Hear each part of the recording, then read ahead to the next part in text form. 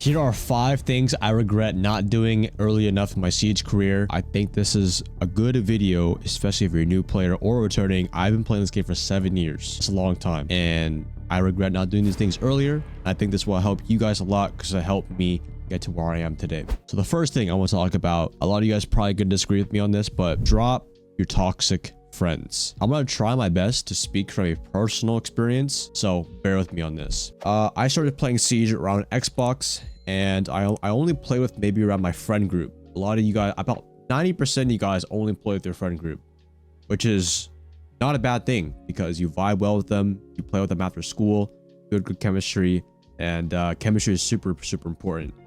However, the people that you play with at school are not always going to be the best people to play with. I learned that kind of the hard way. You know, I would only play like custom games with these guys, but I wasn't actually improving. I was looked down upon for sweating. Sweating is basically it's just these stupid terms. It's like console vocabulary basically. Console vocabulary is like tryharding, sweating, and like things like that. It's just like coping for being bad at the game. But I was looked down upon, and I was holding myself back a lot, like being stuck in silver and gold for the longest time because I was only playing with those guys. And it was just like my learning experience was so capped just because they would be toxic, they wouldn't call out, and I thought it was normal to do that, right? Until I decided that I was like, all right, well, I found one day I went across a looking for group post, and I came across this really good people, and they would be really good. They would call out, do all this good stuff, and I would be like, wait, why was I not doing this earlier?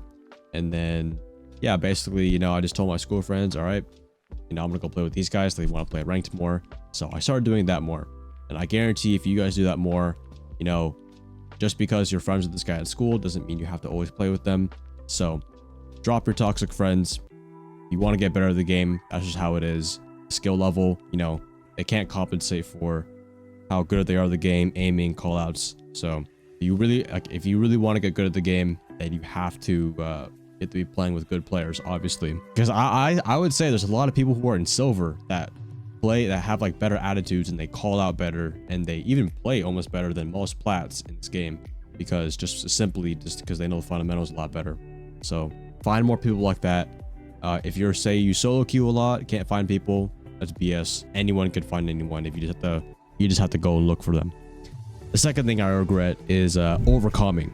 I had a really bad issue about this. I would overcom way too much. I would also like duplicate my call sometimes. I'm joining, or I'm opening the wall. Like it's just too much cluttered comms, as well as like it's like too much back and forth. And like if you overcom and you're always talking in the same tone every time, like everything's urgent, then no one's gonna actually know if something's urgent about you. For example, if you're like, well, you don't want to be too monotone. You want to be like, oh, he's behind you, he's about to knife you. No, you'd be like, all right, this room's clear, this corner's clear, Bandit's behind the desk, he's behind the desk. People are going to listen to you more by the tone of your voice. Do not overcome. Only call out something if it's monumental in the round. I'm not saying don't be a brain-dead Ashman and never call out until like, oh, I'm dead. So just do the basic call outs. Be like, yeah, like I said, like I'm droning here. Hey, can you open this wall? All right, burn twice. Clear the shield. You don't have to be like, you know, I don't even know what overcoming is anymore because I fixed it so much, but try not to overcome. Try to recognize that, because your teammates might not tell you, but it's really annoying if you overcome. So work on that.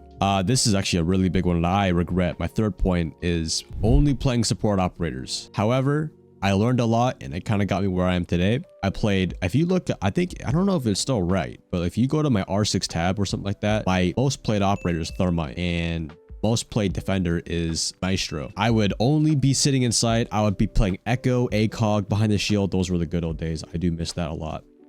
But this kind of made me really smart and learn more of like how people execute. I think this is a really underrated thing, because nowadays people are raised up on Alibi 1.5s running around playing this TDM and Call of Duty, but their weakest point is when it comes down to the execute, things like that. People they don't know how to play time, and they overpeak and they die. But when I used to play a lot of support operators, I would understand where people would end all the time. That's how I got really good at defending in a way, because I would always know where people would open up a wall, you know, common entrance points, where would they peek. But the thing is, and also on attack, when I was thermite, I would be joining my teammates in all the time, so I had a good understanding of my role, and I was a lot more thoughtful. However, when I would play way too much support, then I would be missing out on a lot of the action, so my gun skill and my mechanics kind of fell behind a lot of players as I kept going up in the ranks. Like, I was a really good support player, but when it come to me entering, I was okay. Like, I was actually pretty nutty on Ashe and Twitch and Jaeger back then, but it was lacking as I got further up. So, and I think even to this day, like, obviously I don't have the most skill aim. Obviously I can still like outgun, or I can hold my weight against a ton of top tier players, but you know, I don't have like exploit aim as much as I would. But a lot of my strength comes from understanding how the game is played. I firmly believe that Siege is like, it's like, think of Siege as a pie. Siege is a pie.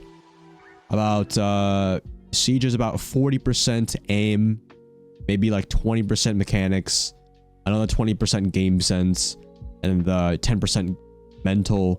The other 10% is probably like things out of your control, getting wallbanged, stuff like that, right? So if you think about Siege kind of like that, then you realize, oh, I don't have to only have good aim. You improve all those other areas on the pie, and that will help you get a lot better at Siege. So, but when I was only playing support operators, I would lack confidence and I would lack gunplay. So get more active out there. Even if you die, it's better that you get out there, get comfortable with high intense situations. That'll help you a lot. Going to my next point is overlooking my setup. Back then on Xbox, I would play on a huge TV, use speakers, and until I actually got a headset. But even then, if you're on console, if you really want to play better, get off the living room TV. Get yourself a 27-inch monitor, because the latency is a little bit less. And I mean, you're not looking at a huge screen. You know, you can actually like focus and sit up. Posture. That's another thing, is posture. Don't be don't have bad posture. If you have lazy posture, then you're gonna have lazy gameplay. Another thing that goes in your setup is, this is kind of like outside of the game. What's the temperature in your room? Are your fingers like Jack Frost and you can't move? Or are your fingers really hot and you're really fatigued and you're like missing your shots? So you want to find the perfect area of hot and cold in your room temperature wise. But if you're on a controller, then, you know, get your control layout. I used to play like this. I would shoot with my middle finger, crouch with my index finger. It was weird. But yeah, like, you know, positioning wise, how's my chair? Am I, you know, like, am I comfortable? As well as, like, you know, I would also have like a mini heater in my room. But this actually kind of leads into my next point. I don't regret doing a lot. But before we move on, it's very, very important that you make sure your setup is clean, you're organized.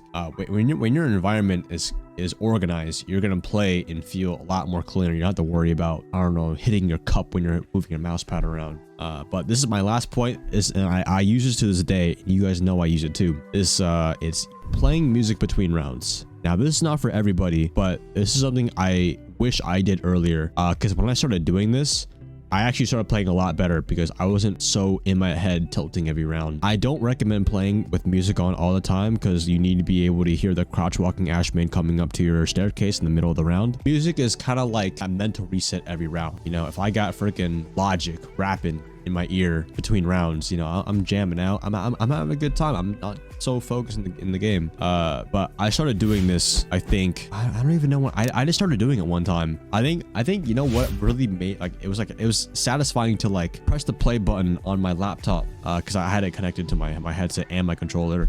It was just satisfying. In between rounds, I felt more organized and I felt like, you know, more into it. So, but yeah, having music in between rounds, even if you like lose a clutch or something like that, play the music on, you know, it's like, it kind of takes your mind off of the stress in the game. It creates a lot more fun experience. So if you're on PC, use Spotify, YouTube Music. Screw Apple Music, don't use that. That Apple Music is for nerds. But if you're on console, you have Spotify app, you can do that. I don't know if YouTube app, I don't know. No, just use Spotify. Spotify's fun. But play your favorite song, put on a playlist in between rounds. Trust me, it will it might help you out. It might not, but I wish I did this earlier, because that's when I started playing a lot more confident. And my team was always stressing between rounds. And I'm just jamming out, man. You know, it puts you on a mental advantage above people as well. So those are the 5 things that I regret not doing faster in the game. We'll review it one more time. It's dropping your toxic friends. Don't overcom too much. Only playing support operators. I don't care if you got a 0.8 KD. You can't be like, oh, I'm playing support. I gotta cope with it. No, don't do that, bro. Next up is overlooking my setup. Make sure everything's organized, clean. You feel good. You have the right clothes on. You're not, you know, feel good. And then 5 is definitely music in between rounds. I love doing that. I wish I did it more. So try these out in your next game. Hopefully you win your next ranked game coming to solo raid. Leave a like on the video and subscribe if you're new to my channel. Otherwise, I'll see you in the next one. Peace out.